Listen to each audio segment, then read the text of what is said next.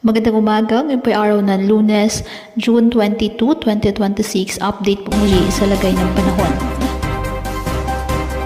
Patuloy po na lumalakas ang bagyong Francisco at matapos itong umabot sa typhoon category, taglay ang lakas ng hangin aabot sa 120 km per hour at pagbusong hangin aabot sa 150 km per hour. Kumikilos ito pa west-northwest sa bilis na 25 km per hour. Sa forecast po ng Pag-asa, patuloy pang lalakas ang bagyo sa mga susunod na araw habang nasa Philippine Sea at inaasang lalapit sa bahagi ng Northern Luzon at Batanes bago tuluyang kumilos pahilaga sa ngayon. Wala pang nakataas na tropical cyclone wind signal sa anumang bahagi ng ating bansa.